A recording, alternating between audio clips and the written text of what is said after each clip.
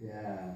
Well, in your practice, did you start out just with a passion for Ayurveda, or did you develop that more and more? And how did what are the insights that you got, particularly as a student, that really brought your focus together? When I started BAMS, I started as everybody else in India starts. Like, I will become a doctor and then I will have a thriving practice and then it's easy life and things like that. Mm. And then when I went into the college, I was being taught this Sanskrit and everything, which was difficult for me. Mm-hmm. I studied physics and chemistry before that, and I cleared the pre-medical test, and then I went into BAMS. And it was difficult in the beginning. Slowly, after 3 years, 4 years, I developed interest in herbs. When this syllabus of Dravya Guna started, mm-hmm. Dravya Guna is this about herbs.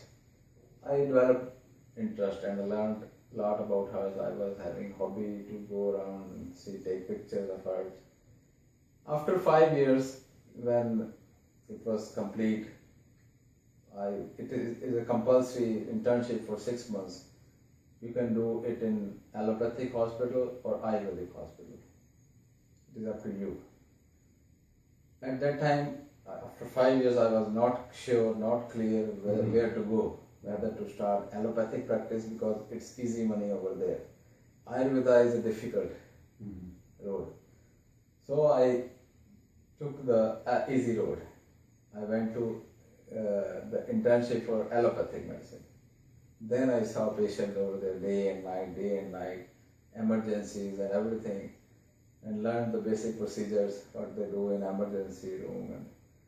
And then while doing my internship, with whom the doctor, he was an orthopedician, and his mother was suffering from severe psoriasis and psoriatic arthritis. Mm-hmm. And she was admitted into a hospital, very big hospital in our city. Not because of arthritis or psoriasis. She was admitted because of the side effects of the drugs she was being given by her son. He was my guru, allopathic guru. But his mother was suffering from the side effects of the methotrexate and other drugs she was taking. She was in the hospital. I was attending to his mother, and then some professor of the medicine came to see her in between, and he asked me, "You are also a doctor?" I said, "No, I'm Ayurvedic doctor." "You are Ayurvedic doctor and you didn't treat her? She's suffering from psoriasis. And psoriasis is curable in Ayurveda. Why she was being allopathic drugs, allopathic drugs, they brought her here. And she is dying because of allopathy." He was himself allopathic professor and he told me, "What you are doing, you are going the wrong way. This is the right way." So that inspired me, that I thought, this professor, he is a very big professor in the big hospital, and he is telling me that you already have it in you. Right. You know the science, and why don't you practice? And then I started purely Ayurvedic. After BMS, then I thought I should study everything again. Then I took the exam for MD entrance. And then I went to do the MD for 3 years. It is 3 years regular post-graduation. And then I met my Ayurveda guru. My Ayurveda guru. What a fortuitous day.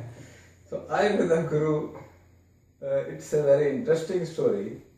Later on, he became my father-in-law. Wow. My Ayurveda guru was a famous Vaidya in Chandigarh, where I live. And he taught me basics of Ayurveda, practical aspects, how to see the pulse, how to examine the patient. And I used to go to him, and now we are a family. And my wife is also Ayurvedic doctor, and now I'm having good practice in Chandigarh, Ayurvedic practice.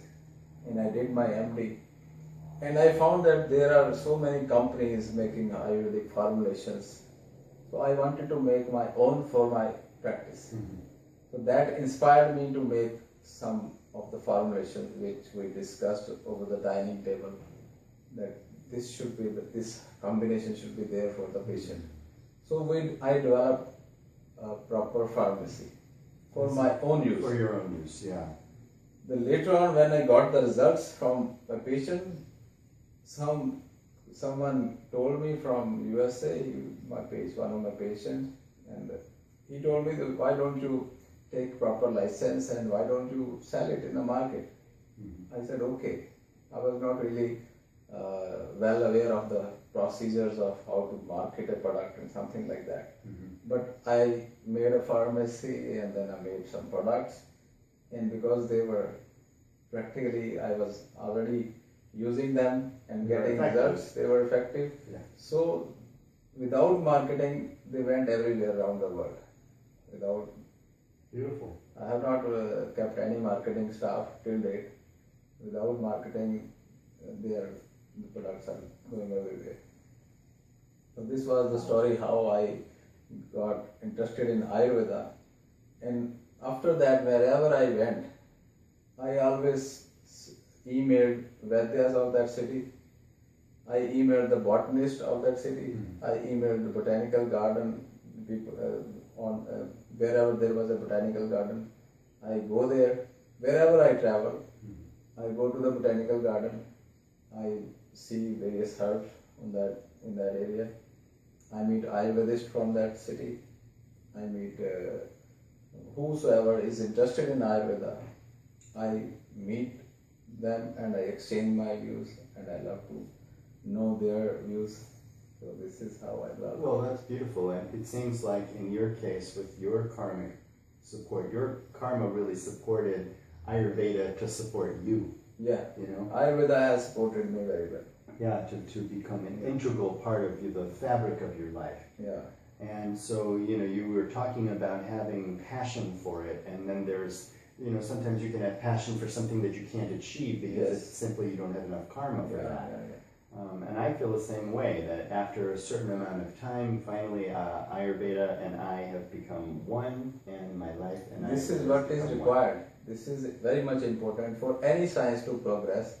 The person who is practicing that science, or even a scientist who is making rockets or going to the moon or somewhere, he must have passion for that science. Then only he can be successful. Similarly, if people like you who are having passion for Ayurvedic science from deep within, if they come in to serve Ayurveda and take benefits of Ayurveda and tell benefits of Ayurveda to people, then the society can benefit, people can benefit, and everybody can benefit.